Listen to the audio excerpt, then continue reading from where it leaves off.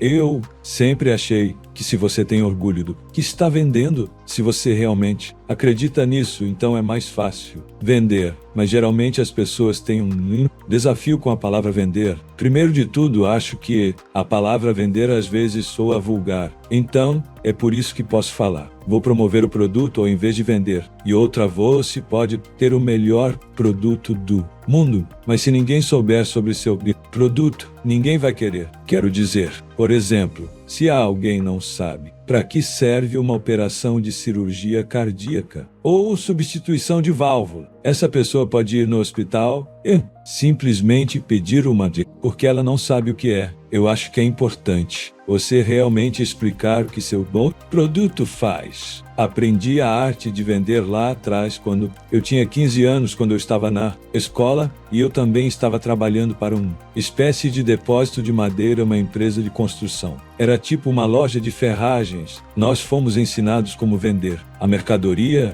e então às vezes nós éramos capazes de seguir o cara que é o chefe. E ele uma vez disse: Arnold, por que você não me ajuda aqui? E ele falava com o cliente. E eu percebi rapidamente que havia algo estranho acontecendo, que de repente sua atenção se concentrou na esposa. Porque o casal, eles queriam comprar alguns azulejos, você sabe, para o banheiro e para a cozinha. E ele primeiro falou com ele e quanto dinheiro ele queria gastar e quais cores. Ou então, de repente, o cliente perguntava para a mulher: Arnold, o que você aprendeu? Eu disse: bem, eu aprendi que você foi realmente muito claro sobre todas as vantagens e desvantagens dos vários azulejos diferentes e as várias cores diferentes que ele diz. Sim, é isso mesmo, mas você viu como eu fiz. Primeiro dei atenção ao marido, mas logo vi que era a esposa que queria. Percebi que ele não tinha interesse nos azulejos, qual cor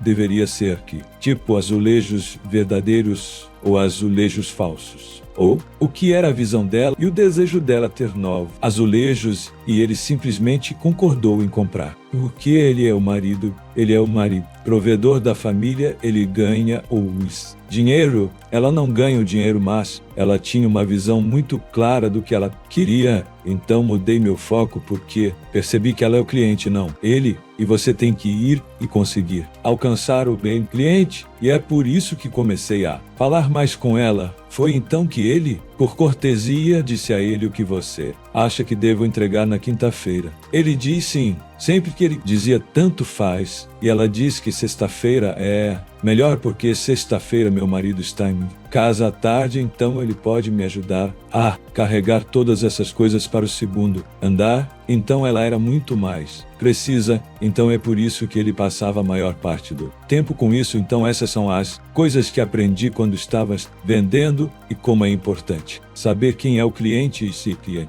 o que ele precisa. Alguns anos depois, fui para Munique e depois do exército servi lá como treinador em uma academia de fisiculturismo e tínhamos, eu me lembro, 280 membros. E havia outra academia concorrente em Munique que tinha 500 membros e tinha aquele cara famoso. Seu nome era Reinhard Molana, ele era o Mister Europa e eu. Neste ponto, não era o Mister Europa ainda. Eu era o Mister Europa Júnior e que não competia em nenhuma outra competição internacional. Então, eu estava treinando. Muito difícil, eu disse a mim mesmo. Se eu pudesse ir ao concurso Mister Universo e eu competisse e eu me saísse muito bem, eu poderia talvez superá-lo. E então foi isso que eu fiz. Eu treinei muito duro por meses. E então em setembro foi o concurso Mister Universo. No final de setembro. E aconteceu de eu jogar em segundo lugar. Minha pontuação naquele ponto era estar entre os 6 primeiros, porque eu tinha 19 anos aqui.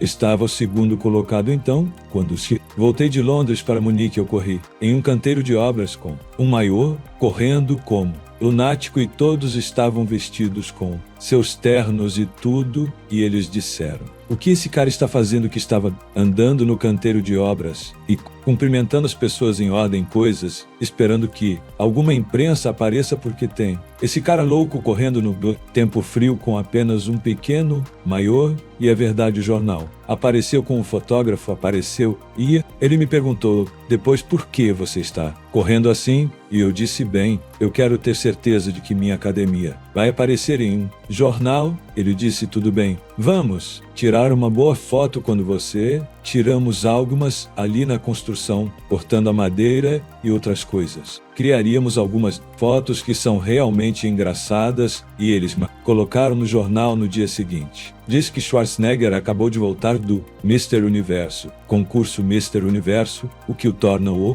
maior detentor do título na Alemanha. Uau! Então eu deixei claro que o Mr. Universo é maior que o Mr. Europa. Nós o vencemos. E isso foi ótimo para os negócios. Foi uma ótima divulgação com a academia, a mensalidade do ginásio. E passamos de 500 alunos e a outra academia concorrente estava em baixa. Lembro dele, do concorrente, eu malhei na academia dele porque malhávamos juntos, porque é muito melhor quando você tem um bom parceiro de treino que é um campeão e nós estávamos rindo disso. Então, só para mostrar a vocês como a promoção é importante, então começou a postar secretamente cartazes por toda a cidade em canteiros de obras, sabe? Academia Semana, nós treinamos você se torna um campeão, mais energia, corpo mais saudável, isso é aquilo e todas essas coisas. Então, quando eu vi os cartazes, disse que iria copiar e criar cartazes para a academia também.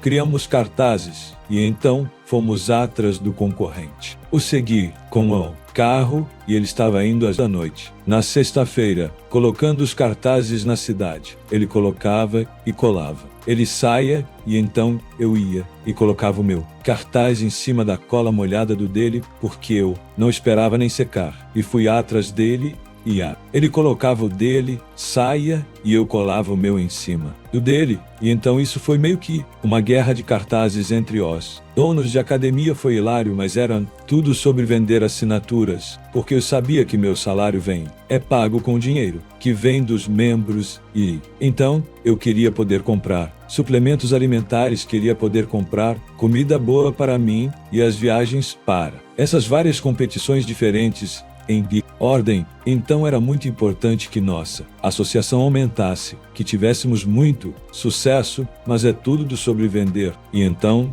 quando vim para a América, agora estava no meu sangue vender, comunicar e promover. Então, quando eu fiz meu lembrei-se da promoção do meu livro sobre a educação de um Nietzsche. O fisiculturista Simon queria que ele vendesse 100 cópias. Então, eu disse, bem, eu quero colocá-lo na lista dos mais vendidos. Nenhuma revista de fisiculturismo jamais esteve na lista dos mais vendidos. Esqueça isso, eu disse. Bem, eu disse, vamos tentar. Quantas cidades devemos ir para promover o livro? E ele disse, bem, aqui estão 6 cidades que eu sugiro. Então eu disse a ele, por que não vamos? A 30 cidades você é louco? Então ele estava rindo, mas então montei um cronograma para 30 cidades em 30 dias e eu estava cruzando a América. Eu estava indo de 90 graus de temperatura em Maine, Miami até Minnesota, que era como você, sabe, abaixo de zero. Então era literalmente como